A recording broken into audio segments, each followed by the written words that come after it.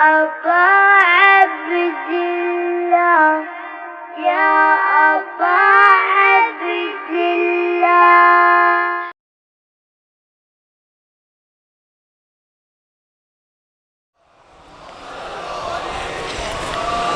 بسم الله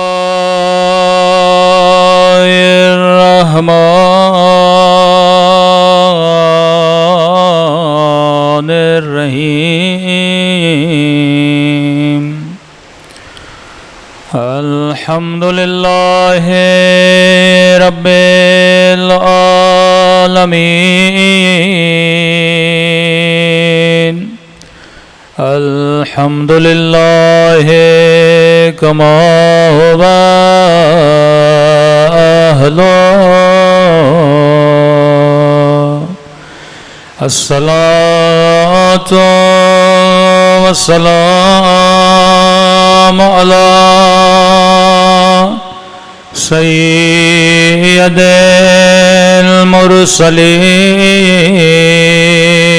المرسلين وخاتم النبيين أبي القاسم محمد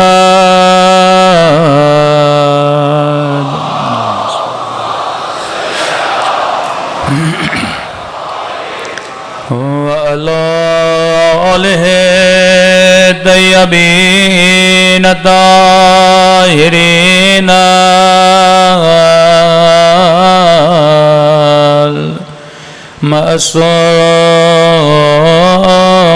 معصومین. سب مل کے مولا کے سلامتی کی دعا. اللہم کل ولیک حجت ابن صلواتک علیہ وعلا فی هذه الساعة وفي كل وليا وحافظا وقائدا ودليلا وعنا حتى تسكنه أرضك وتمتعه فيها طويلا. صلوات پڑھے محمد وآلہ.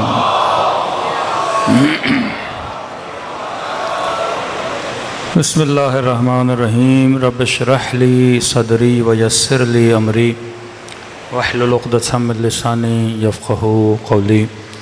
اما بعد فقط قال سبحانہ وتعالی فی محکم کتابہ ان فی خلق السماوات والارض واختلاف اللیل والنہار لآیات لأولی الالباب. صلوات پڑھے محمد وآل محمد.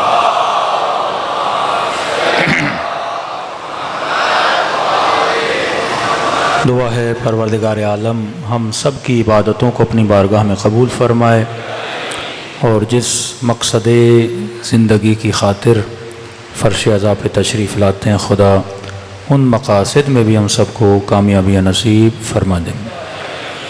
ہدف اہل بیت، ہدف زندگی ہدایت ہے. فرق انسان اور فرق حیوان یہی ہے کہ حیوان میں یہ ایبلٹی نہیں ہے کہ وہ ہدایت پا سکے، یعنی اللہ نے اسے وہ شعور ہی نہیں دیا کہ وہ ہدایت لے سکے. آپ کسی حیوان کو اسکول میں ایڈمیشن نہیں لیتا، کوئی حیوان یونیورسٹی میں ایڈمیشن نہیں لیتا، کیونکہ وہ پاور خدا نے اسے دیا ہی نہیں ہے، وہ آلہ، وہ ٹول خدا نے اس کو دیا ہی نہیں ہے، انسان کو دیا.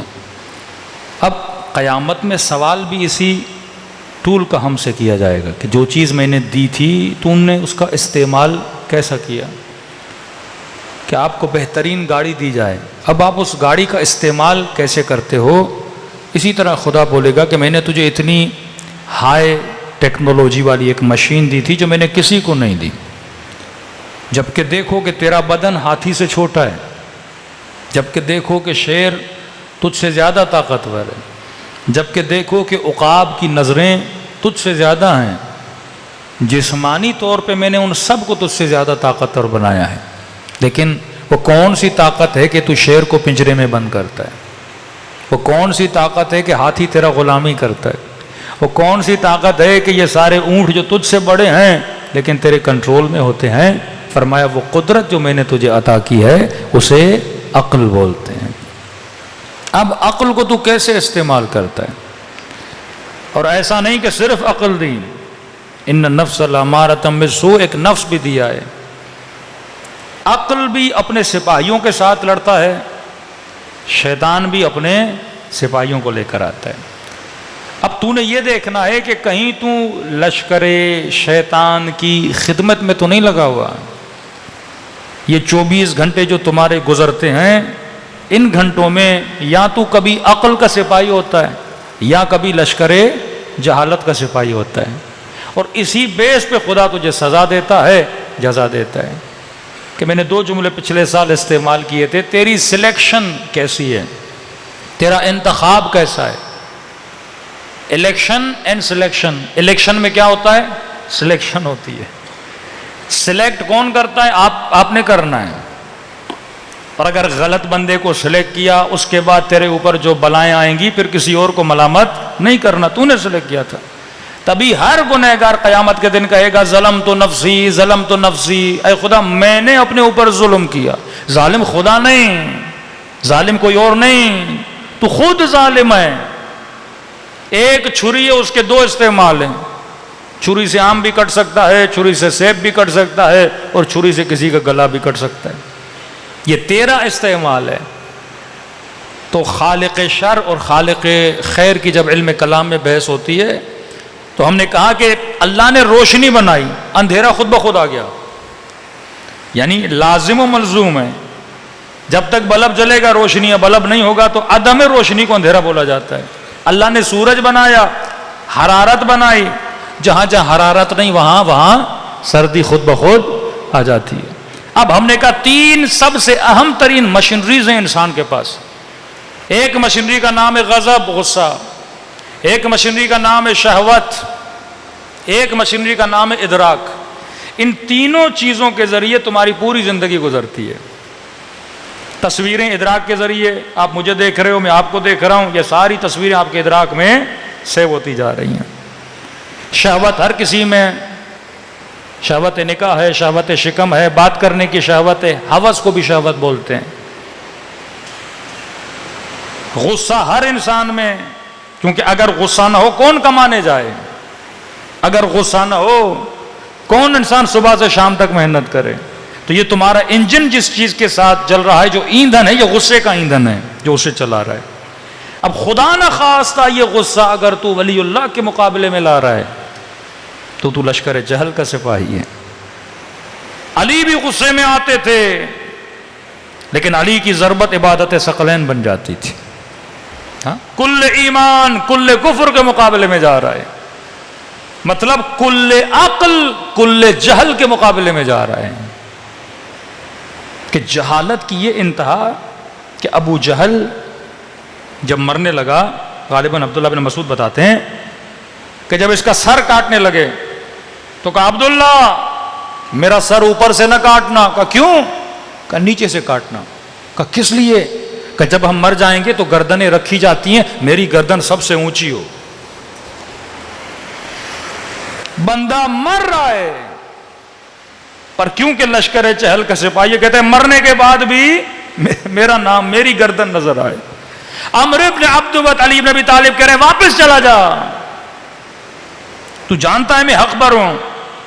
کہ علی واپس جاؤں گا عورتیں ہنسیں گی، بچے سے ڈر گیا۔ امیر المومنین کا مخالف جب مرنے لگا نا تو علی نے کہا لکھ کاغذ پہ میں تیری شفاعت کروں گا، لکھ کاغذ پہ کہ میں نے علی کے ساتھ زیادتی کی ہے۔ تاکہ تیرا کاغذ پڑھ کے امت سدھر جائے. تیرے فالوور بہت ہیں، لکھ کاغذ پہ. اور روایت میں ملتا ہے علی نے کہا دیکھنا چاہتے ہو رسول خدا کا مقام کہاں ہے؟ کہتے اسے دکھایا رسول کہاں بیٹھے ہیں. اور دیکھنا چاہتے ہو میرے دشمن کا مقام کہاں ہے؟ اسے جہنم بھی دکھائی. لیکن کہ علی میں نہیں لکھوں گا، مرنے کے بعد لوگ کیا کہیں گے میرے بارے میں. شب عاشور حسین نے 2 انگلیوں کے درمیان جنت دکھائی اپنے اصحاب کو، دیکھ یہ تیرا مقام ہے.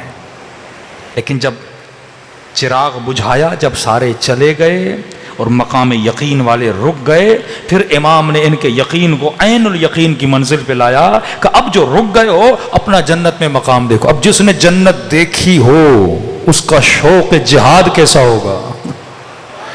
ہاں یہ اہل بیت دکھاتے تھے جنت میں اپنا مقام دیکھ. اس نے کہا نہیں. کئی بار شیطان کو انبیاء نے بولا ابھی آجا آدم کی قبر پہ ہی سجدہ کر لے، ہم اللہ سے معافی منگوا لیتے ہیں. کہا نہیں.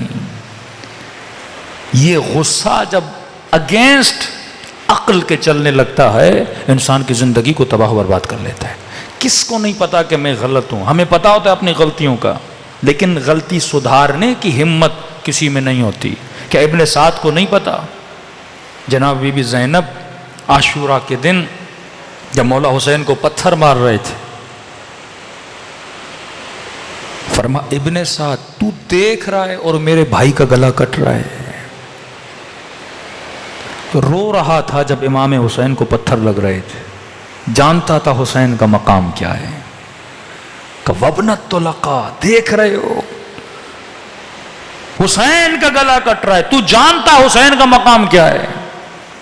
لیکن اگر سپاہی لشکر جہالت بن جائے تو بندہ امام کے مقابلے میں آ کے کھڑا ہو جاتا ہے.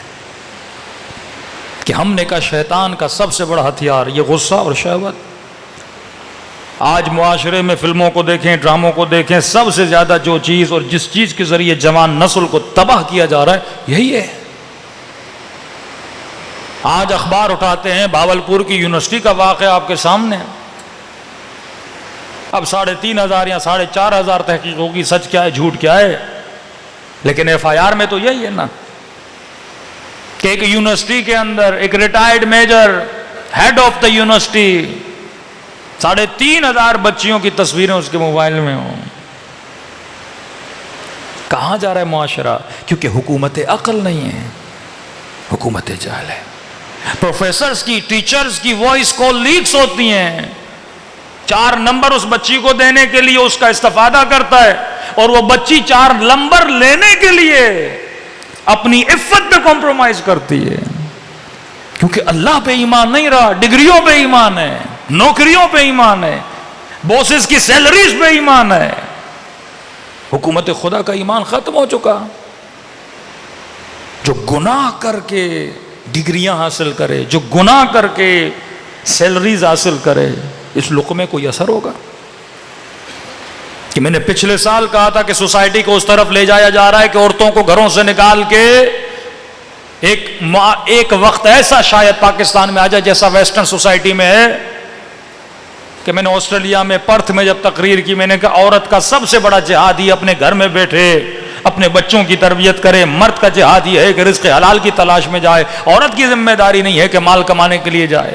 ایک خاتون نے خط لکھا، مولانا اب جس سوسائٹی میں میں رہ رہی ہوں میں بچوں کی تربیت کر رہی ہوں، لیکن جب ہم 5 خواتین آپس میں بیٹھتی ہیں ایک دوسرے سے پوچھتی ہیں تم کیا کرتی ہو، تم کیا کرتی ہو، تم کیا کرتی ہو، اور جب میں یہ بولتی ہوں میں ہاؤس وائف ہوں تو مجھے عیب کی نگاہوں سے دیکھا جاتا ہے. کوئی گوار ہے، کوئی کنزرویٹو ہے، عیب کی نگاہوں سے. معاشرے میں حسن اور قبیح جب جگہ بدل دیتا ہے نا، جس طرح پاکستانی معاشرے میں اگر کوئی آفیسر رشوت نہ لے تو یہ عیب ہے. عیب ایف سی کا آفیسر کہتا ہے بلوچستان میں پوسٹنگ لگی مولانا، پھر کوئٹہ میں پوسٹنگ لگی، کہتے ہیں میں رشوت نہیں لیتا تھا، بارڈر پہ اتنی رشوت ہے. اوپر سے آفیسرز کے فون آئے کہ تم کہاں سے آئے ہو؟ کہ مجھے عجیب نگاہوں سے دیکھتے تھے جیسے میں کوئی اس دنیا کی مخلوق ہوں ہی نہیں کہ رشوت نہیں لے رہا. سسٹم جب جہالت کا سسٹم بنے تو فرمایا آخری زمانے میں مومن کو عجیب نگاہ سے دیکھیں کہ کوئی پاگل آدمی ہے. شعور نہیں رکھتا. یہ جہالت کا زمانہ. شہوت کے ذریعے سے میں بارہا مجلسوں میں عرض کر چکا ہوں، یونیورسٹی مہد گناہ ہے، مہد گناہ. معاشرے میں فحاشی پھیلانے کے لیے یونیورسٹیز بنائی گئیں، علم کا جھانسا دیا گیا. حالانکہ چاہتے تو مردوں لڑکوں کے لیے الگ بناتے، لڑکیوں کے لیے الگ بناتے. اسلام علم کا دشمن نہیں ہے، اسلام اس ماحول کا دشمن ہے جس ماحول میں گناہ ہوتا ہے. بچپن میں آپ بچیوں کو اسکول بھیجتے ہو، ہاں بچیوں کا اسکول الگ ہوتا ہے سرکاری طور پہ، 5th تک بچے بچیاں الگ ہوتے ہیں، مطلب لڑکے لڑکیاں الگ. حالانکہ بچپن میں ساتھ پڑھیں تو مسئلہ بھی نہیں ہے. اور جیسے بالغ ہوتے ہیں شہوت اپنے عروج پہ ہوتی ہے. سمجھو ایک بندے کے پاس پیٹرول ہے، اسے آپ وہاں بیچتے ہو کہ اگلے کے پاس تیلی ہے ماچس کی. پیٹرول اور ماچس کو ساتھ بھیج دیتے ہو. اور بچپن میں بچوں کو ہم کہتے ہیں الگ بیٹھو الگ بیٹھو، اور بڑے ہو جاتے ہیں ساتھ بھیج دیتے ہیں. شادیاں بھی نہیں کراتے بچوں کی، یونیورسٹی کے ماحول میں چھوڑ دیتے ہیں.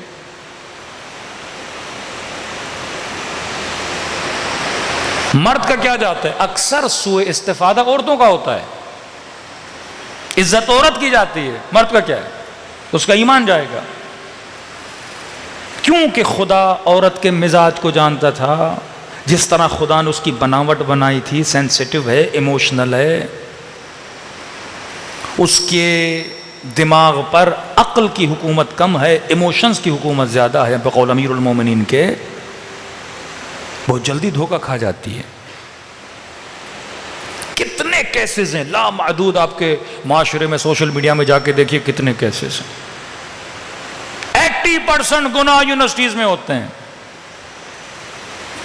ہاں کوئی ہو صاحب صفت یوسف، کوئی ہو عقل کی حکمرانی میں رہنے والا، جو شہوتوں میں آ کر اپنے ایمان کو تباہ و برباد نہ کرے، جو اپنے لیے ایک ایسی زوجہ کا انتخاب کرے جو اس کی نسلوں کو پروان چڑھائے، جو طیب چیزوں کے پیچھے ہو، جو خبثاء سے بچنے کی کوشش کرے. پھر یہ گھر میں تربیت ہو تو بچے کو بھیجو نا. ایک بچے کے ہاتھ میں پسٹول دو لیکن اسے چلانا نہیں آتی، وہ خود کو بھی نقصان دے گا، آپ کو بھی نقصان دے گا. بچے کو گاڑی دو لیکن ڈرائیونگ نہیں آتی، وہ خود کو بھی نقصان دے گا، آپ کو بھی نقصان دے گا. کتنے بچے عشقائے مجازی میں دنیا کے عشقوں میں گرفتار ہو کے ماں باپ کے نافرمان بن جاتے ہیں. کتنی بچیوں کے کیسز آتے ہیں گھروں کو چھوڑ کے چلی جاتی ہیں. شیطان انہی چیزوں کے ذریعے. اب سورس آف شیطان کیا ہے؟ یہ مالدار لوگ، یہ سیٹھ لوگ، یہ بزنس مین لوگ، انہی سے یونیورسٹیز بنواتا ہے، انہی سے یہ چیزیں بنواتا ہے. یونیورسٹی میں سب سے زیادہ اٹریکشن جوان کے لیے کیا ہے؟ یہی تو اٹریکشن ہے. میں آپ کو سیدھا فارمولا بتاتا ہوں. 2 یونیورسٹیز کھولیں، ایک یونیورسٹی میں کو ایجوکیشن رکھیں، دوسری یونیورسٹی میں الگ الگ رکھیں، داخلہ کس کا زیادہ ہوگا؟ نیچرل چیز ہے. کوئی جوان اتنا متقی کہ نہیں میں اس یونیورسٹی میں جاؤں گا جہاں لڑکیاں نہیں ہوتی. یا ماحول ایسا بنایا جائے، ادب کا ماحول، اخلاق کا ماحول، واقعاً خوف خدا نہیں ہے. یہ وہ نظام امام زمانہ تھا. امام زمانہ کیا کریں گے؟ آ کر عقل کے سپاہیوں کو معاشرے پہ حاکم کریں گے. مولا بھی یونیورسٹی بنائیں گے لیکن اصول پروردگار عالم کا خیال رکھتے ہوئے محرم اور نامحرم کے فاصلے کو دیکھیں گے. یہ نہیں کہ مولا ہر چیز کو بند کر دیں گے. امام خمینی نے جیسے انقلاب آیا، شروع کے سالوں میں 2 سے 3 سال یونیورسٹیاں بند تھیں، اور انہوں نے حکم دیا سب کو کہ الگ سسٹم بناؤ، بچے بچیاں الگ ہوں. پھر عراق و ایران کی جنگ ہو گئی، پھر وہ بیمار پڑ گئے. اس کے بعد بھی ایران میں مسئولین نے یا محتمنین نے ان چیزوں کا خیال نہیں کیا. آج معاشرے میں دیکھے وہاں بھی تباہی ہے. آغائے قراتی چیختے ہیں ممبروں سے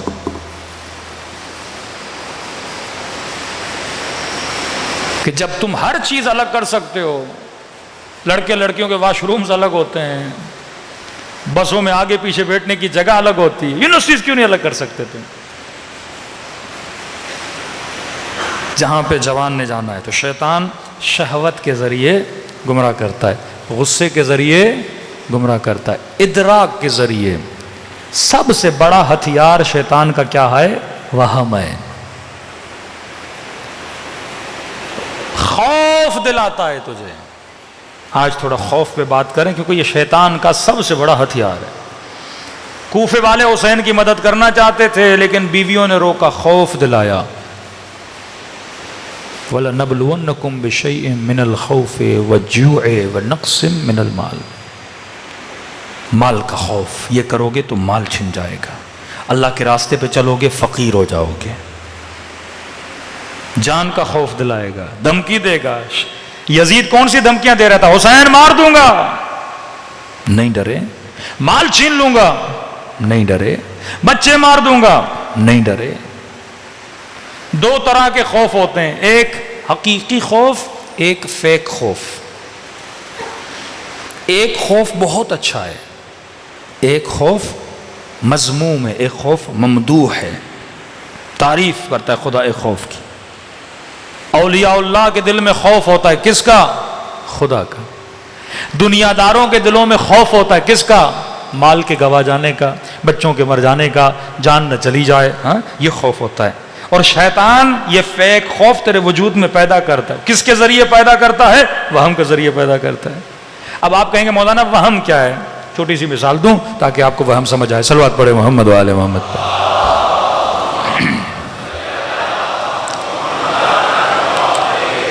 دیکھیے آپ کا ذہن, آپ کا مائنڈ, آپ کی امیجنیشن, آپ کا خیال کس طرح ورک آؤٹ کرتا ہے. رات کو آپ گھر کے اندر ہو, 4-5 دوست آپس میں بیٹھے ہو, ایسا ہی اچانک آپ نے جنوں کی باتیں کرنا شروع کر دی. بھئی فلاں کو جن لگ گیا, فلاں درگاہ پہ گئے جن لگا ہوا تھا, یہ ہوا, دادا کو جن لگا, فلاں دوست کو جن لگا, یہ ہوا یہ ہوا. اب باتیں ہوئیں, جانے کا وقت ہوا, دوست چلے گئے, آپ کمرے میں سکون سے سو رہے تھے, اچانک لائٹ چلی گئی, اندھیرا. اب گفتگو کس کی ہوئی تھی؟ جنوں کی. امیجنیشن فل ایکٹیو ہے. اب وہم آتا ہے بیچ میں, عقل کو پیچھے دھکیلتا ہے.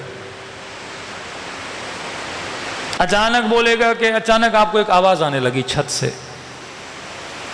پہلا وسوسہ جو کرے گا وہم کے ذریعے, یہ نہیں بولے گا ہو سکتا ہے کوئی حشرہ ہو, کوئی کیڑا ہو, کوئی پتہ نہیں پرندہ ہو, کوئی چیز نہیں. پہلی چیز لائے گا جن ہے.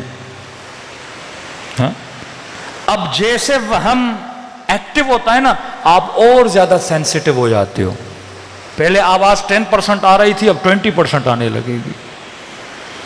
پھر رائٹ سے بھی آواز آئے گی, پھر لیفٹ سے بھی آواز آئے گی. اب یہاں پہ آپ کے پورے وجود پہ کون حاوی ہو گیا؟ وہم حاوی ہو گیا. خوف آپ کے دل میں آ گیا. یہ کون سا خوف ہے؟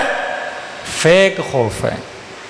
وہیں پہ بندہ اگر اپنی عقل کو ایکٹیو کرے, بندہ خدا, انسان اشرف المخلوقات ہے, جنات سے اشرف ہے, مجھے کیا کرے گا.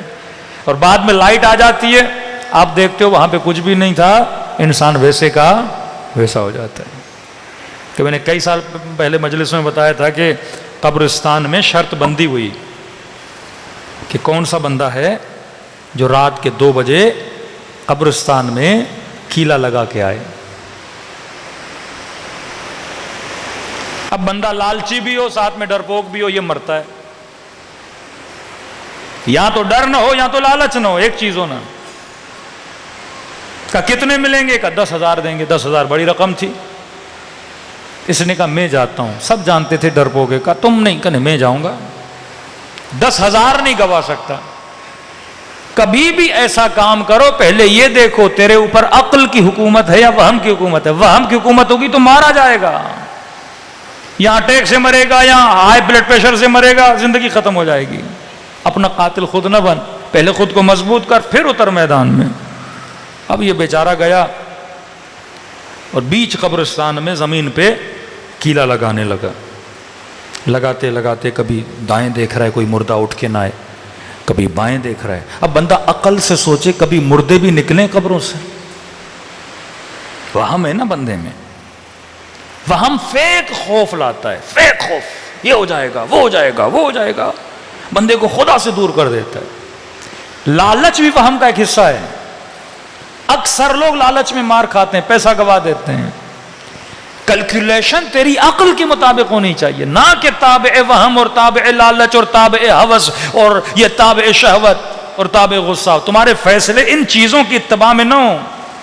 تمہارا امام غصہ نہ بنے، تمہارا امام شہوت نہ بنے، تمہارا امام لالچ نہ بنے، تمہارے فیصلوں کا امام حسد نہ بنے، تمہارا امام غضب نہ بنے، غصہ نہ بنے.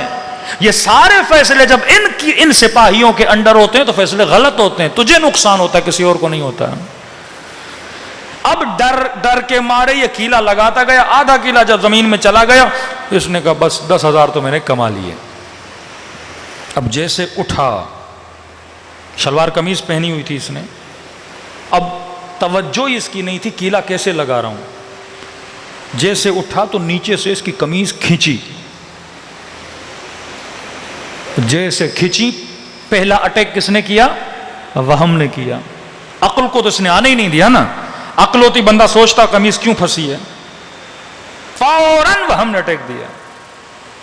تبھی کوئی بندہ تجھے خبر بھی آ کر دے نا تیرے ہی خلاف ہو کسی کے بارے میں، فوراً برا خیال نہ کرو. معصوم فرماتے ہیں سوء ظن کرنے والا شیعہ نہیں ہوتا، حسن ظن کرو. ابھی ہو سکتا ہے شاید اس کا مطلب یہ ہو، لیکن شیطان کیا کرے گا؟ پہلے ہی کس سپاہی کو بھیجے گا؟ برے والے کو بھیجے گا.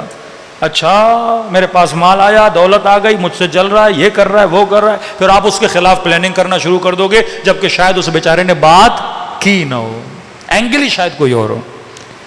جیسے قمیض کھینچی، پہلا سپاہی ہے وہم جو اس کے پاس گیا، اس نے کہا بھائی مردے نے پکڑ لیا ہے. آدھی رات کو اس کی قبر پہ کیلا لگانا ہے، وہ چھوڑے گا تجھے؟ اب جیسے وہم آیا، دل وہیں پہ اٹیک آیا، بندہ مر گیا. اب یہ بھی انتظار کر رہے تھے، 1 2 3 4 صبح ہونے لگی کہ آیا ہی نہیں. کہ جب وہ نہیں آیا تو ہم کیوں بیٹھے؟ یہ بھی بھاگ گئے.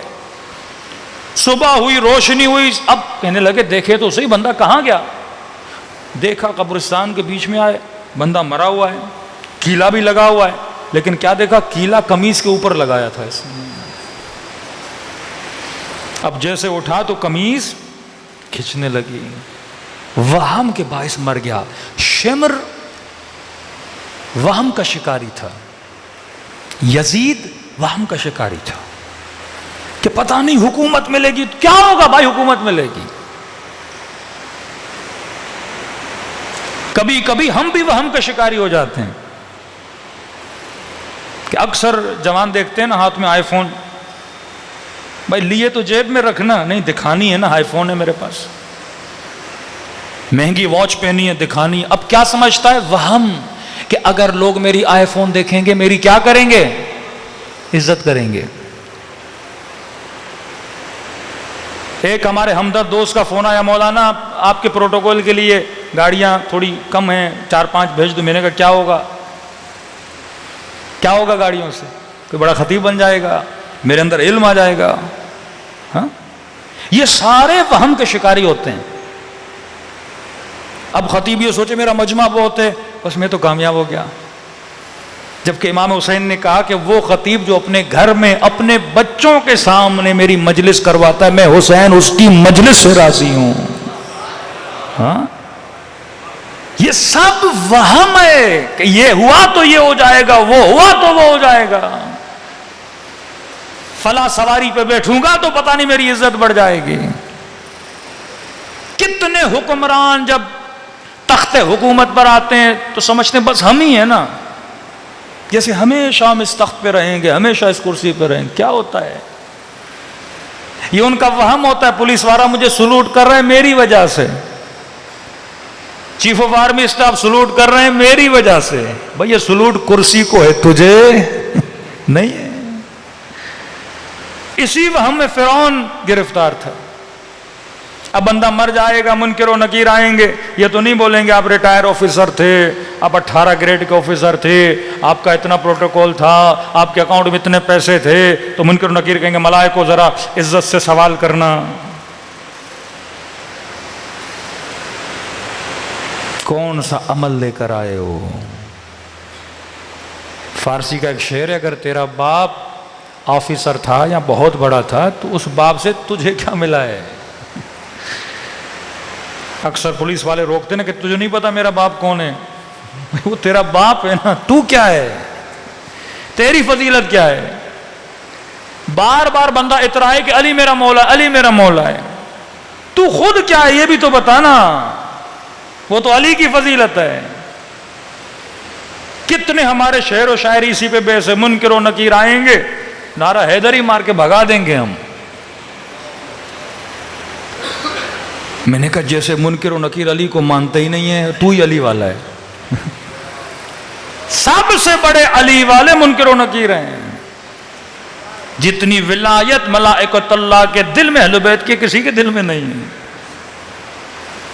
ہاں, انما یتقبل اللہ من المتقین. خدا کن کو عمل قبول کرتا ہے؟ جو صاحب تقوی ہے.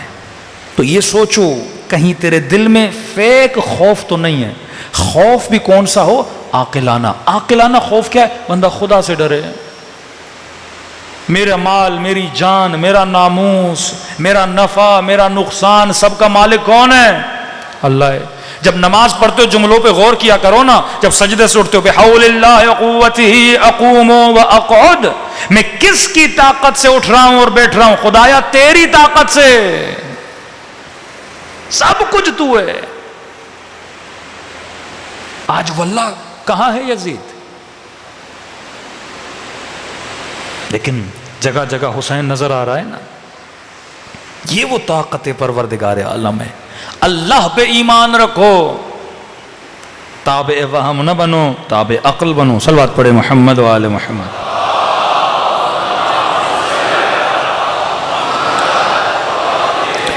مولا علی فرماتے ہیں کہ علی کی عمر کم تھی. بہترین جملہ, غور سے سنیے. فرمایا علی کی عمر کم تھی. ایک انسان کی عمر کتنی ہوتی ہے؟ 60 سال, 70 سال, 80 سال. توانائی والی عمر 60 تک ہوتی ہے. اس کے بعد تو بندہ خود سے بھی بیزار ہوتا ہے. فرماتے ہیں علی کی عمر کم تھی, لیکن فکرت فی آثارہم و اخبارہم. علی نے گزشتہ امتوں کے حالات میں غور و فکر کیا اور ان کے جتنے تجربے تھے علی نے اسی عمر میں حاصل کر لیے. یہ قرآن کے قصے اسی لیے ہیں کہ تو 1000 سال نوح کی زندگی کو دیکھنا چاہتا ہے, قصہ پڑھ لے. خلاصہ میں بتا رہا ہوں. ابراہیم کی زندگی خلاصہ بتا رہا ہوں. یوسف کی زندگی خلاصہ بتا رہا ہوں. پوائنٹس دے رہا ہوں. خدا کہہ رہا تجھے پوائنٹس دے رہا ہوں. دیکھ یوسف کیوں کامیاب ہوئے, دیکھ نوح کی قوم پہ عذاب کیوں آیا, دیکھ حابیل و قابیل کس وجہ سے کوئی ادنا بنا کوئی اعلیٰ بنا, دیکھ شیطان نے کیا کیا, دیکھ ابراہیم نے کیا کیا. پوری تاریخ خدا تیرے سامنے لا رہا ہے تاکہ تو عبرت لے. مولا فرماتے ہیں میں نے انبیاء کی زندگیوں میں غور و فکر کیا اور جتنے ان کے تجربے تھے علی نے سیکھا اور زندگی ایسی گزاری جیسے ایک انسان کو گزارنی چاہیے. اور پھر دوسرا فرمان مولا علی کا, مولا فرماتے ہیں جو آنے والا وقت ہے وہ بھی بالکل ایسے ہے جیسے گزرا ہوا وقت تھا. وقت خود کو دہراتا ہے. وہی یزید, حکومت کا مسئلہ. آج جھگڑا کس پر ہے پاکستان میں؟ حکومت. انا کا مسئلہ ہے, میری حکومت تیری حکومت. پیچھے بھی یہی مسئلہ تھا. ابن ملجم شہوت کی خاطر مولا علی کے سر پہ ضربت ماری. آج کتنے لوگ ہیں شہوت میں آ کر قتل کرتے ہیں. مال کی خاطر شمر نے کیا کیا؟ امام حسین قتل کیا. آج ڈکیتی, چوری, کڈنیپنگ, قتل, غارت, مال کی خاطر. حالات ریپیٹ ہو رہے ہیں. انسان وہی ہے, خواہش وہی ہیں, سپاہی وہی ہیں, کیریکٹر بدل رہے ہیں. اور آسان کر کے جوان کو مثال دوں, فٹ بال کی ٹیم وہی ہوتی ہے, گیم وہی ہوتی ہے, پلیئرز بدلتے رہتے ہیں. کرکٹ ٹیم پاکستان کی وہی ہے, اتنے ہی کھیلیں گے جتنے 1992, 1991, 1995 میں. جو کرکٹ آپ کے ابا دادا نے دیکھا تم بھی وہی دیکھ رہے ہو. پلیئرز بدل رہے ہیں, کرکٹ وہی ہے, وہی چھکا ہے, وہی فور ہے, وہی وکٹ ہے, سب کچھ وہی ہے, پلیئرز بدل رہے ہیں. مولا فرماتے ہیں کائنات وہی ہے, پلیئرز بدل رہے ہیں. تو کس میدان میں کھیل رہا ہے؟ کہیں شمر کی جگہ تو نہیں کھیل رہا, کہیں ابن سعد کی جگہ تو نہیں کھیل رہا. حسین کی جگہ کون کھیل رہا ہے؟ عباس کی جگہ کون کردار ادا کر رہا ہے؟ اصل یہ ہے کہ تو آج دنیا کی گیم میں پلیئرز کو پہچاننا شروع کر دے. یہ کمال ہے. اور اسی گیم کے کچھ تماشائی ہوتے ہیں. آج بھی تماشا ہے، سیاسی پارٹیوں کے تماشائی، تنظیموں کے تماشائی، شخصیت پرست، مذہبی جماعتوں میں تماشائی، شخصیت پرستی، میرا مولوی تیرا مولوی، میرا رہبر تیرا رہبر. ہاں، حق و باطل کی پہچان کر، دیکھ تو کس میدان میں کس پلیئر کو سپورٹ کر رہا ہے. دوسری بات، جب آپ پاکستانی ٹیم کو اپریشیٹ کرنے جاتے ہو تو آپ اس ٹیم کے رنگ میں رنگ جاتے ہو کہ نہیں؟ شرٹ وہی ہو جاتا ہے، ہاں گرین شرٹس بندہ پہن لیتا ہے، چہرے پہ کبھی کلر کرتا ہے، ہاتھوں پہ کلر کرتا ہے، جھنڈیاں اٹھا لیتا ہے، دنیا کو بتاتا ہے کہ میں کس ٹیم کو سپورٹ کرنے والا ہوں. آج تیرا رنگ کون سا ہے؟ تیرے رنگ سے، تیرے حلیے سے، تیرے لباس سے، تیری باتوں سے، تیرے چہرے سے، تیری شکل سے لگ رہا ہے کہ نہیں تو کس ٹیم کا ہے؟ یزید کی ٹیم کا ہے، حسین کی ٹیم کا ہے. یہ سپاہی ہر زمانے میں ہے، تو کس ٹیم کا سپاہی ہے؟ کس لشکر میں؟ ہم یزید پہ لعنت بھیج رہے ہیں پر یہ نہیں سمجھ رہے حسین ابن علی یزید کے مقابلے میں کیوں گئے، کن عادات کی وجہ سے، کن صفات کی وجہ سے. آج شیعہ علی کا ہے پر ایک شرابی کو سپورٹ کرے، شیعہ علی کا ہے پر ایک ظالم کو سپورٹ کرے.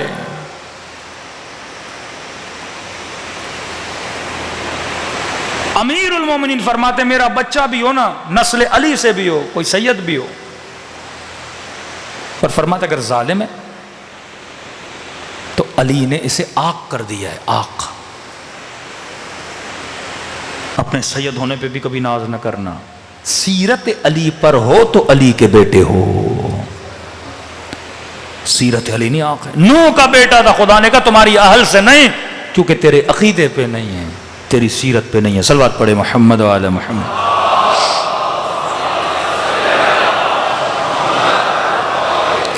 ایک اور مثال دوں پھر میں روایت کو پڑھنا شروع کر دوں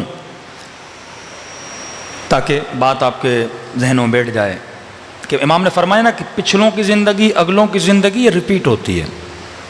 اس کی مثال ایسے ہے کہ آپ اسٹیشن پہ کھڑے ہو، مثلا یہ ٹرین کے جو ڈبے آتے ہیں 15 ڈبے 20 ڈبے، جب یہ اسٹیشن سے گزرتے ہیں تو ایک ڈبہ گزر جاتا ہے اور جو اگلے ڈبے میں ہوتا ہے وہ کیا سمجھتا ہے کہ میں اسٹیشن سے گزر گیا ہوں، حالانکہ پچھلا ڈبہ بھی اسی کی طرح گزرتا ہے، جبکہ ٹرین کیا ہے؟ ایک ہے. کوئی پہلے گزر گیا، کوئی بعد میں گزرے گا، گزرنا سب نے اسٹیشن سے ہے، لیکن ٹرین کیا ہے؟ ایک ہے. ہم سب جڑے ہوئے ہیں، آدم سے لے کر خاتم تک، خاتم سے لے کے قیامت تک ہم سب ایک ٹرین کے مسافر ہیں.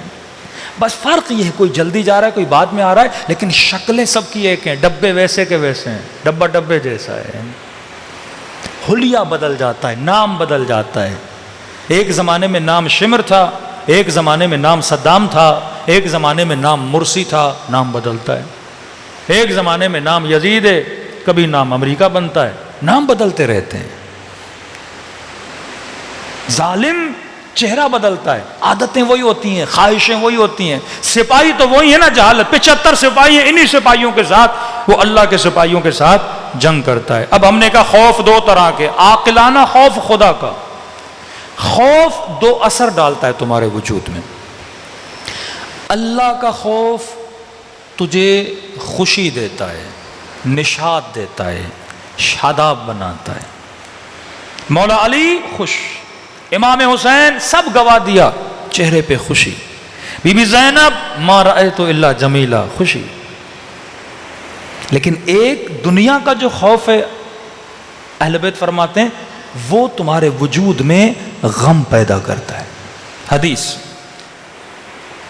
الخائف لا عیش لہ، جو بندہ خوف زدہ ہوتا ہے معصوم فرماتے اس کی زندگی میں مزہ نہیں ہوتا. بس آپ کو موت کا خوف لگا رہے، ڈاکٹر کہ بھائی کبھی بھی اللہ کو پیارے ہو سکتے. اب یہ خوف اگر آ جائے زندگی جی پاؤ گے؟ ہاتھ میں موبائل اور بندہ بولتے آج کل چوری بہت ہو رہی ہے، 24 گھنٹہ بندہ ڈرا رہا ہے کہ ابھی چھنا، خوف ہو، سکون تباہ و برباد. بچہ بیمار ہو، ڈاکٹر کہ کبھی بھی روح نکل سکتی ہے، خوف.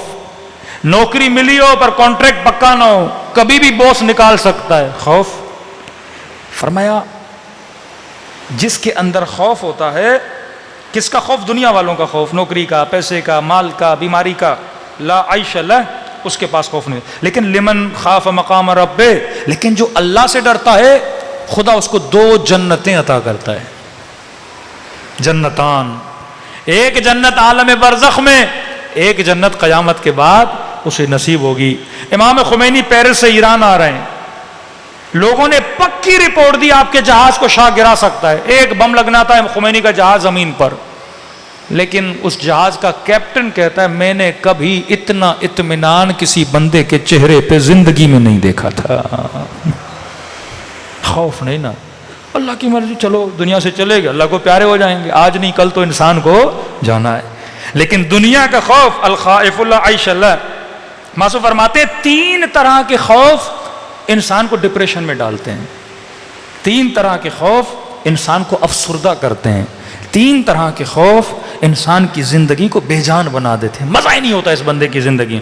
پہلا خوف الحقد، یہ سپاہی جہالت. حقد، بغض رکھنے والا بندہ کہ کبھی خوش نہیں رہتا، نفرتیں دل میں پالنے والا بندہ کبھی دل میں خوش نہیں. اور ہمارے گھروں میں سب سے بڑا مسئلہ حقد کا ہے. ساس بہو کا مسئلہ حقد، ہاں، نند کا اس کے ساتھ مسئلہ حقد، بھائی کا بھائی حقد، بغض بندہ جو دل میں پالے. اب فرماتے ہیں یہ جو 3 بیماریاں وہ اگلے کو نقصان نہیں دیتی، یہ تجھے دیتی ہیں. ایک مرتبہ آپ کسی کی غیبت کرتے ہو، اس کا نقصان کرتے ہو، مثلا اس کی عزت کو آپ معاشرے میں خراب کر رہے ہو. لیکن جب آپ کسی کا بغض رکھتے ہو، اس بندے کو تو کچھ بھی نہیں ہو رہا. اب بندہ علی کا بغض رکھے، نقصان علی کو ہے یا بندے کو ہے؟ بندے کو نقصان ہے نا. کیوں نقصان ہے؟ کیونکہ جتنا بغض ہوگا، جس گلی سے گزرے گا علی کا نام سنے گا اندر سے جلے گا. ہوگا کہ نہیں ہوگا؟ میں مثال دے رہا ہوں، آپ ایک مومن سے بغض رکھ رہے ہو. مثال آپ کا کوئی رشتہ دار ہے، پیسے کھا گیا، بیٹی کے ساتھ زیادتی کی، بیٹے کے ساتھ مثلا ظلم کیا، کوئی نہ کوئی اس نے آپ کا بڑا نقصان کیا. اب آپ نے اس کا کیا رکھا؟ دل میں بغض رکھا. بھائی کہیں نہ کہیں تو سامنا ہوگا نا. اب آ گئے امام حسین کی مجلس میں، آپ یہاں بیٹھے ہو، وہ آ کے ادھر بیٹھ گیا. اب مولانا کی مجلس بھی سن رہے ہو، جیسے اس کے چہرے پہ نگاہ پڑی، اندر جیسے کرنٹ لگ گیا بندے کے. یہ یہاں پہ کیوں آیا؟ کسی اور مجلس کا مزہ ہی اس نے خراب کر لیا. بغض کی وجہ سے ماسو فرماتے اللہ عیش اللہ، یہ بغض تیرے سکون کو تباہ کر دیتا ہے. تبھی فرمائے مومن کبھی بھی دل میں بغض نہیں پالتا، نفرت نہیں پالتا. اور آج ثابت ہوا ہے کینسر کا سب سے بڑا ریزن بھی یہی بغض ہے. کیونکہ نیگیٹو سیل جب آپ کی باڈی میں ریلیز ہوتے ہیں، آپ کے اندر ایک موڈ پیدا ہوتا ہے، فائٹ اینڈ فلائٹ کا موڈ. آپ بندے کی شکل اچھی نہیں لگ رہی، بندے پہ بڑا غصہ ہے، دل کرتا ہے اسے ماروں پر مار نہیں پا رہے ہو، اور اندر ہی اندر میں بندہ کوڑ رہا ہے. اس سے نیگیٹو سیل باڈی میں آتے ہیں اور بندے کو کینسر ہوتی ہے. یعنی خسرت دنیا والآخرہ. فرمائے الحقد، بغض اور نفرت جو ہے رشتوں میں، رشتہ داروں میں، اسپیشلی ماؤں بہنوں کے لیے کہہ رہا ہوں، بغض دل سے نکال دو، فیصلے اللہ کے حوالے کرو. گھر تباہ ہوتے ہیں، یہ نفرتیں بچوں میں منتقل کرو گی. کبھی اپنی اولادوں کے ذہنوں کو، دلوں کو، رشتہ داریوں کے بغض سے نجس نہ کیا کرو. یہ دل بیوت اہل بیت، اہل بیت اس گھر میں نہیں آتے جس گھر میں نجاست ہو. وہ پاک و پاکیزہ ہیں، وہ پاک دلوں میں آتے ہیں جن دلوں میں اللہ کے سپاہی بیٹھے ہوتے ہیں. پہلی چیز الحقد، کینہ. معصوم کا فرمان ہے بغض ام العیوب ہے، تمام تر بیماریوں کی ماں یہ بغض ہے، نفرت ہے. آج شیعہ سنی میں جو بغض پھیلانے والے ہیں نا، یہ شیطان کے سپاہی ہیں نا. بندہ 10 بار سوچے میں ایسی مجلس بھی نہ پڑھوں کہ 2 مسلمانوں کے دل میں بغض پیدا ہو. ام العیوب ہے. اور خطیب منبر پر آئے صرف مجمع کی واہ واہ کے لیے ایسے نقطے پڑھیں کہ مجمع واہ واہ کرے اور 2 مسلمانوں کے دلوں میں بغض پیدا ہو جائے. بھائی گھنٹے کی مجلس ہے، آپ مجلس کو کاؤنٹ کرو، 20 منٹ کے نعرے بازیاں، کیا فائدہ اس مجلس کا؟ 50-55 منٹ کی آپ مجلس پڑھو، 20-25 منٹ کے نعرے لگیں، کیا فائدہ؟ اور اس سے بھی آپ بغض پیدا کرو، حقد پیدا کرو، نفرت پیدا کرو. وَاعْتَصِمُوا بِحَبْلِ اللَّهِ جَمِيعًا وَلَا تَفَرَّقُوا، اللہ کی رسی کو تامو، تفرقہ نہ پھیلاؤ. بغض سے کیا ہوتا ہے؟ مسلمان سے دور ہوتا ہے. اسی سوسائٹی میں آپ رہتے ہو، اہل سنت کے ساتھ جاب پہ جاتے ہو، کام پہ جاتے ہو. آج کتنی نفرتیں ہو گئی کہ ایک مسلمان دوسری مسلمان کی مسجد میں نہیں جا پا رہا. بنیاد یہ شیطان کے سپاہی، بعض مفتی، بعض ڈالر خور مفتی، بعض ریال خور مفتی مسلمانوں میں کیا پھیلاتے ہیں؟ بغض، نفرت. یہ بھی بغض ہے نا، مجلس میں نہ جانا، سبیل نہ پینا، نیاز نہ کھانا، بغض. اتنی نفرت پھیل. اور جھوٹ. فرمائیے شیطان کے سپاہی ہیں. پہلی چیز بغض، دوسری چیز الحسد. حسد انسان کے معصوم فرماتے ہیں زندگی کو تباہ کر دیتا ہے. جلن، فلاں کی گاڑی کو دے کے بندہ جلے، فلاں کے گھر کو دے کے بندہ جلے. معصوم فرماتے ہیں سکون سے رہنا چاہتے ہو، جو اللہ نے دیا ہے اس پہ اللہ کا شکر ادا کیا کرو. ریلیٹڈ ایک حدیث ہے معصوم کی، فرماتے ہیں من نظر الی ما فی اید الناس، یہ بھی غم پیدا کرتا ہے انسان کے دل میں، جو لوگوں کو اللہ نے دیا ہے ان کو زیادہ نہ دیکھا کرو. کہ میں ہمیشہ جملہ کہتا ہوں، کسی امیر کے گھر کو دیکھ کر اپنی غریبانہ جھوپڑی کو نہ گرایا کرو. اتنا بڑا گھر، اتنی گاڑیاں، اتنا بینک بیلنس کا نہیں، لوگوں کے مال میں آنکھ نہ رکھا کرو. ضد نہ کیا کرو اس نے یہ گاڑی لی میں لوں گا، اس نے یہ گھر لیا. دوڑتے رہو گے، دل میں حسد پیدا ہوگا، حسرت پیدا ہوگی، تیرا سکون تباہ ہو جائے گا.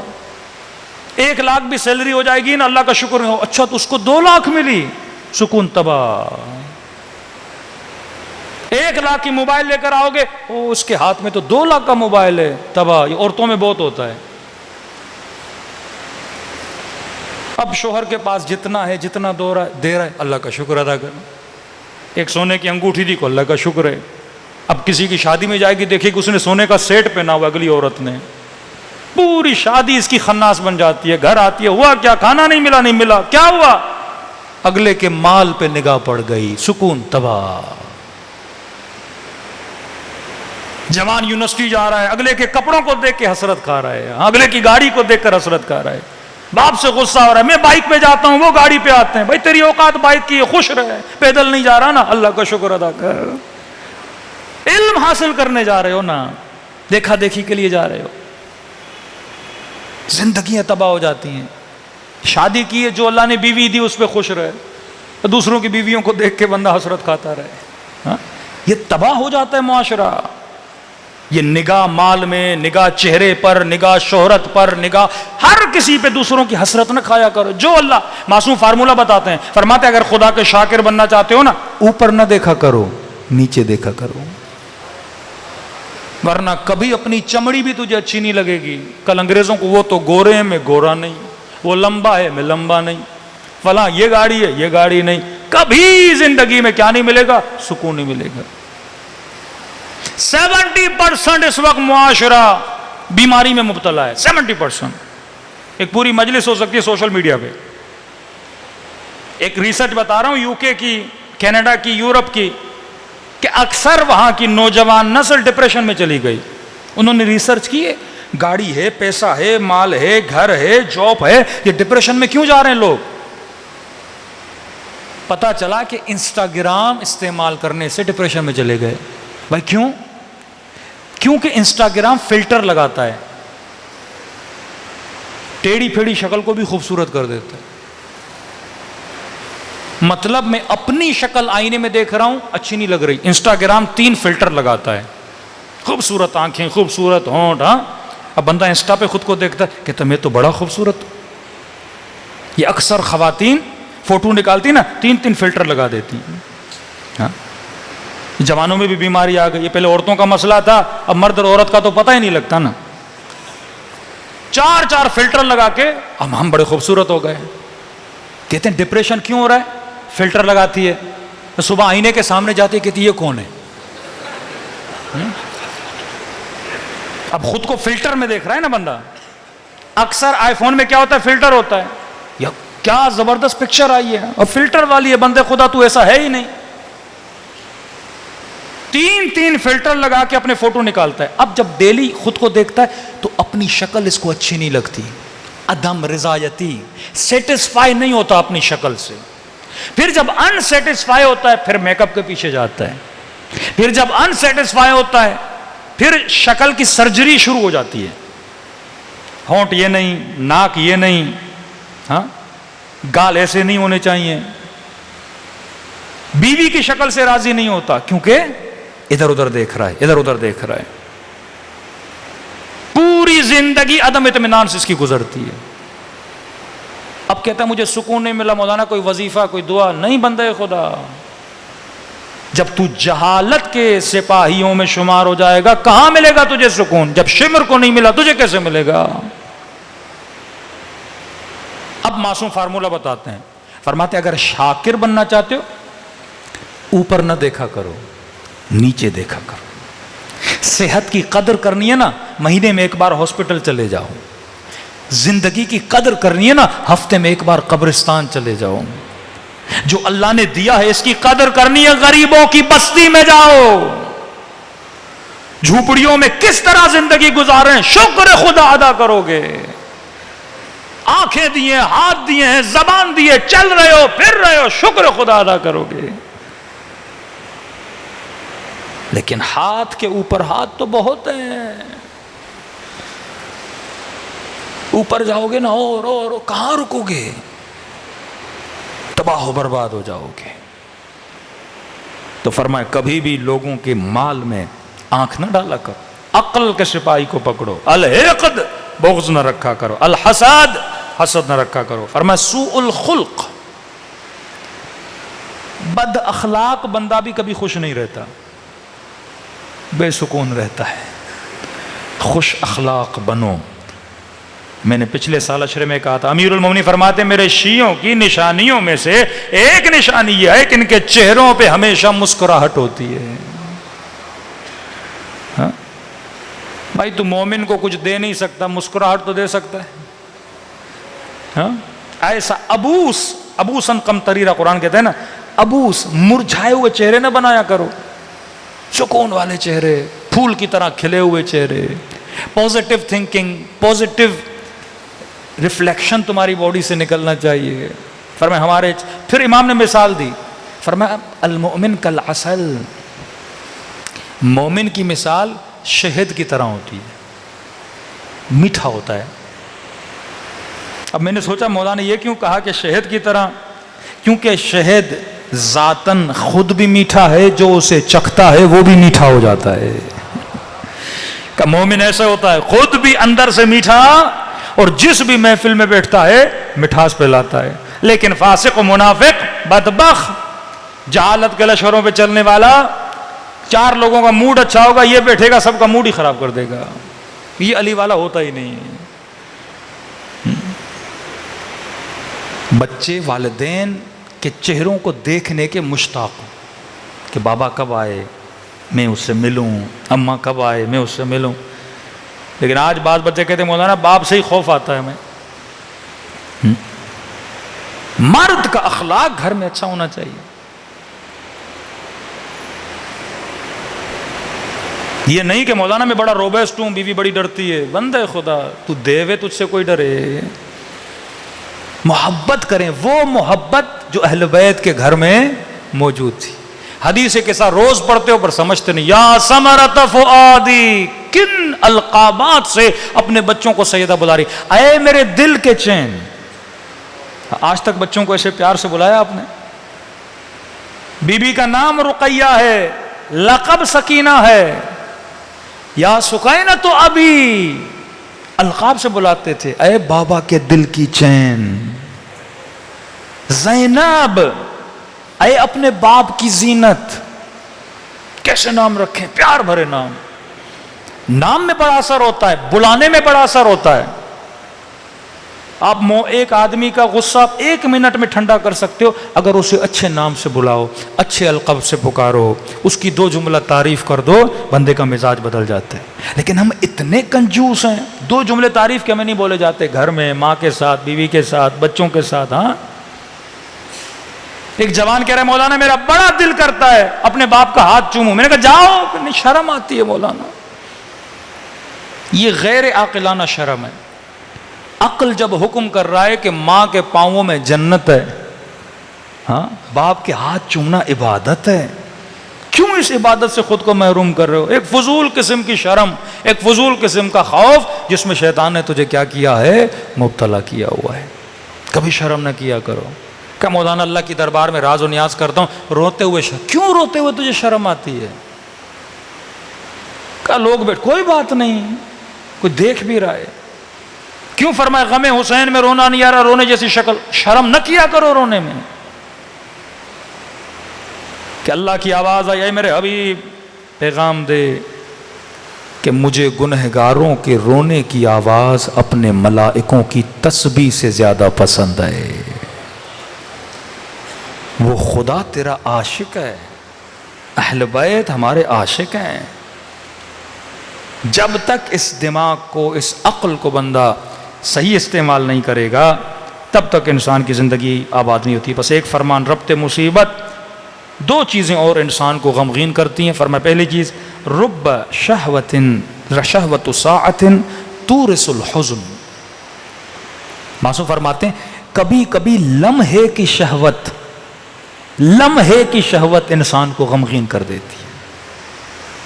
چھٹے امام فرماتے ہیں نگاہ حرام حسرت کے علاوہ تیرے دل میں کچھ پیدا نہیں کرتی. اب یہ جوانوں کے لیے، آپ ایک حسین چہرے کو دیکھ رہے ہو، معصوم فرماتے ہیں اس کو دیکھنے سے کیا پیدا ہوگا؟ حسرت. بڑی گاڑی دیکھ رہے ہو، کیا پیدا ہوگا؟ حسرت. بینک جا رہے ہو، اربوں روپے پڑے ہوئے دیکھے جا رہے ہو، کیا پیدا ہوگا؟ حسرت. فرماتے ہیں حسرت تجھے غمگین بنا دے گی، کیونکہ دیکھنے کے بعد تو اسے حاصل کرنا چاہے گا، اور وہ حاصل نہیں ہوگا جس کی وجہ سے کیا پیدا ہوگا؟ حسرت. کا پہلے ہی اپنی عقل سے پوچھ جسے دیکھ رہا ہے حاصل ہو سکتا ہے کہ نہیں؟ جب عقل نے کہا نہیں ہو سکتا تو بے عقل تو دیکھتا کیوں ہے؟ جیب میں پیسے نہیں، بندہ کڑھائی کی دکان پہ کھڑا ہو جائے، کوئی پیسے نہیں تجھے مل بھی نہیں سکتے، اب کھڑے ہو کے دیکھتا رہے، حسرت لیتا رہے گا، غمگین ہوتا رہے گا. میٹھا اچھا لگتا ہے، ڈاکٹر نے منع کیا شوگر ہے مر جاؤ گے، اب بندہ دیکھ کے پیٹ بھرے ہو تو نہیں سکتا، جتنا دیکھے گا حسرت پیدا کرے گا، اور حسرت تجھے کیا کر دے گی؟ غمگین کر دے گی. جب تجھے پتا ہے یہ چیز مجھے مل نہیں سکتی تو اس چیز کو کبھی دیکھا بھی نہ کرو. عقل مند بنو. آخری چیز فرمایا جب بندہ اپنا حق نہیں لے سکتا نا، یہ بھی اس کے وجود میں غم پیدا کرتا ہے. ایک مرتبہ کوئی آپ کے پیسے کھا گیا، چلو آپ نے معاف کر دیا، لیکن ایک مرتبہ نہیں، کوئی زبردستی آپ سے آپ کا موبائل چھین کے جائے، آپ کے پیسے چھین کے جائے، بھلے وہ 100 روپے ہوں، تو آپ کو کیا ہوتا ہے؟ دکھ ہوتا ہے. امیر المومنین علی ابن ابی طالب، صلوات پڑھے مولا کی شان.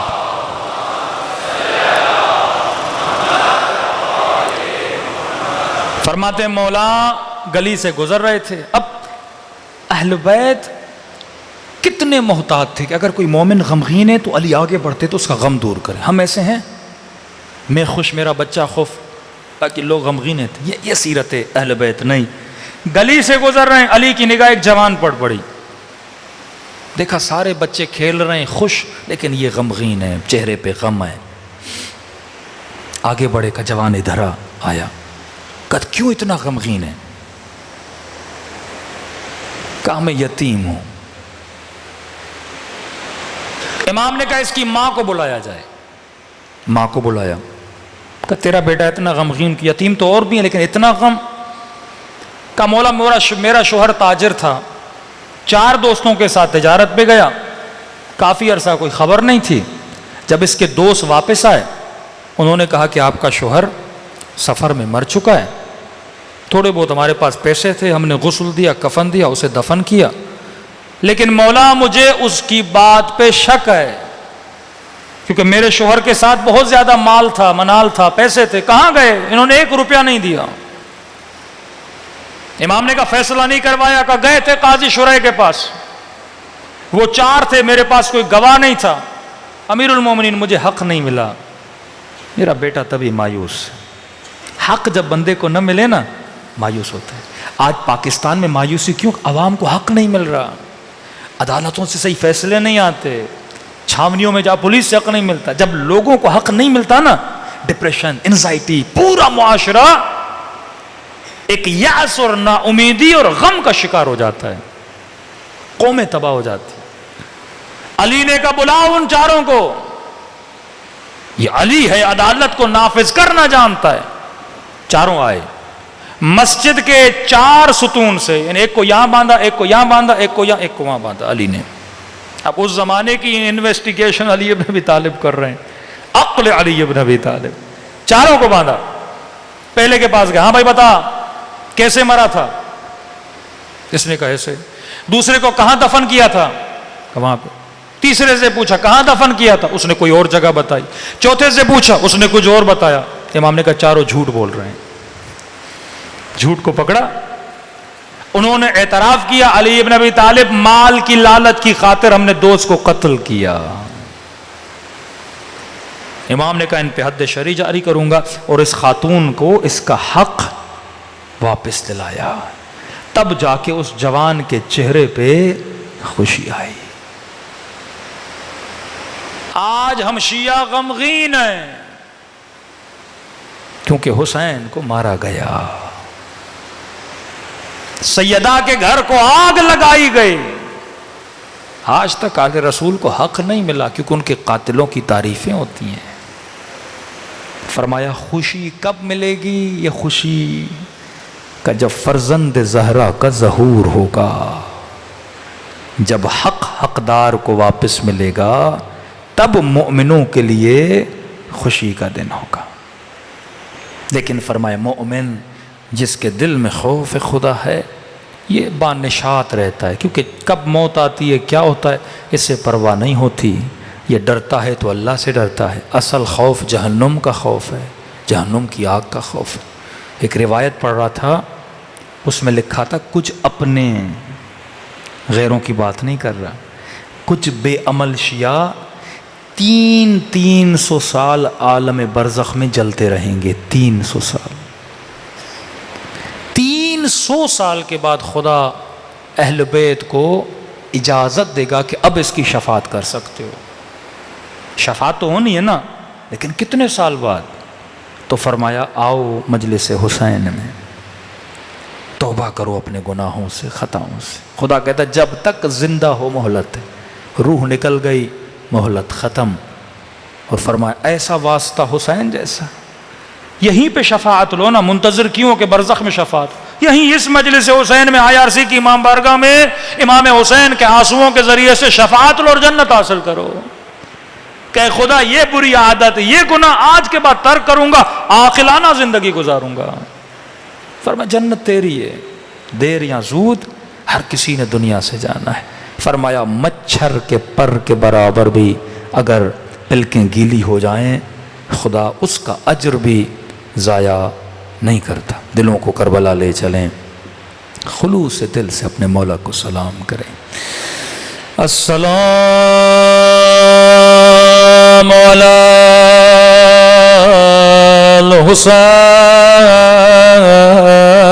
الحسین وعلی علی ابن وعلی اولاد وعلی صحابہ. بلند آواز سے السلام علی وعلی علی ابن وعلی اولاد وعلی صحابہ. سب مل کے السلام علی وعلی علی ابن وعلی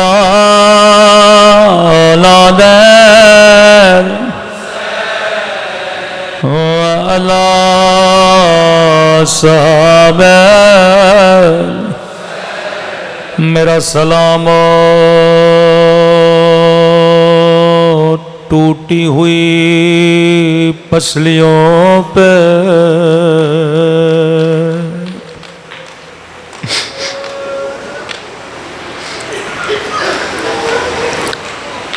شیعہ جب جب پسلی کا نام سنتا ہے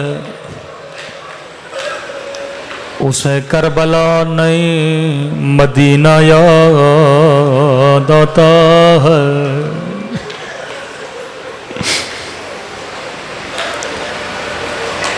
میرا سلام کربلا کے اس یتیم پہ جس کے دائیں طرف کی پسلیاں بائیں طرف چلے گئے اور بائیں طرف کی پسلیاں دائیں طرف چلے گئے. اہل بیت کے یہاں پسلیوں کی مصیبت کا ذکر بڑا پرانا ہے. سنو گے کتنی پسلیاں کہاں کہاں کب کب ٹوٹیں. پہلی پسلی مدینے کی ایک گلی تھی. ایک دروازے کو آگ لگے تھے. میرے چھٹے امام فرماتے دروازے میں لوہے کا کیلا تھا.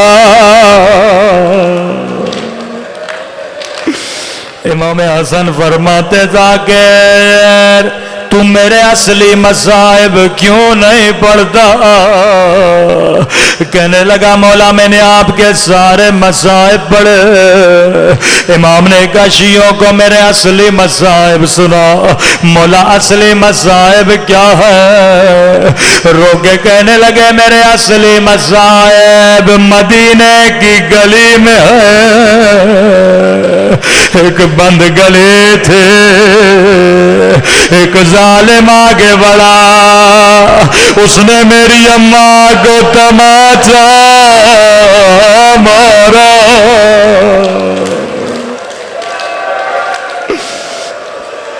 حسین چھوٹا تھا میں بڑا تھا. مدینے کی گلیوں میں فریادیں کر رہا تھا کوئی آئے میری اماں کو بچا لے.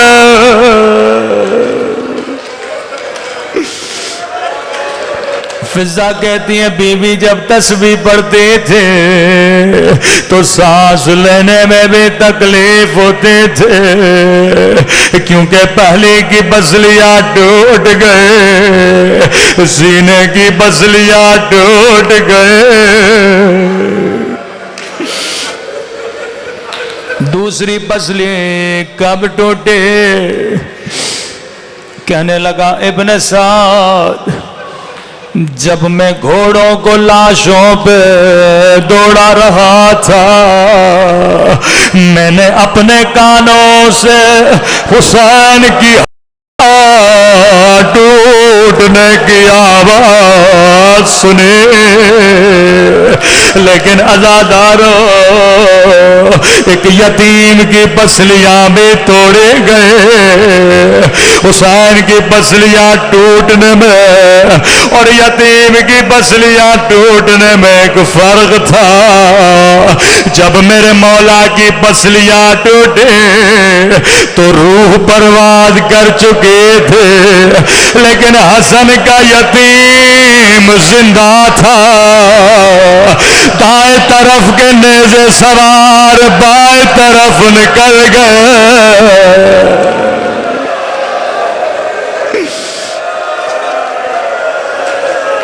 اللہ جانے امام حسن پہ کیا گزرے.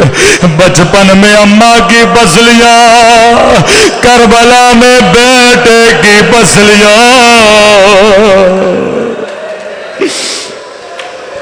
راوی کہتا ہے قاسم اتنا چھوٹا تھا بدن اتنا نحیف تھا، جب عباس نے گھوڑے پہ بٹھایا بدن پہ کوئی زرا نہیں آئے۔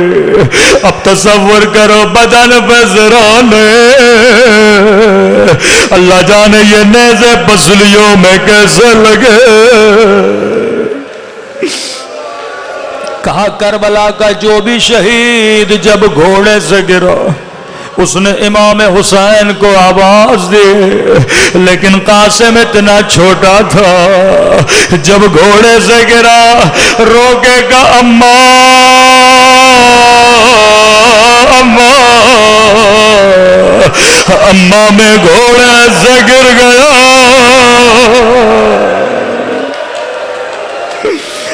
امام حسین دوڑے دوڑے میدان میں پہنچے۔ راوی کہتا ہے حسین کو کہیں قاسم کا لاشا نظر نہیں آیا، آواز دی قاسم کہاں ہو، جواب نہیں آیا۔ ایک مرتبہ قاسم امام ہو کے کہہ رہا ہوں مجھے جواب دو، دائیں طرف سے آواز آئی جی میرے مولا، بائیں طرف سے آواز آئی جی میرے مولا۔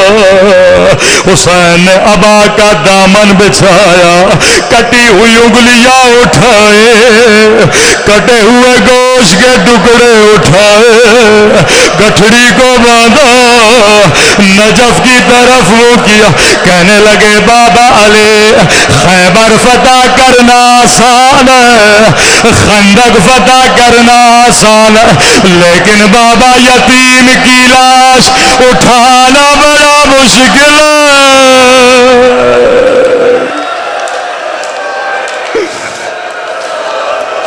میں قربان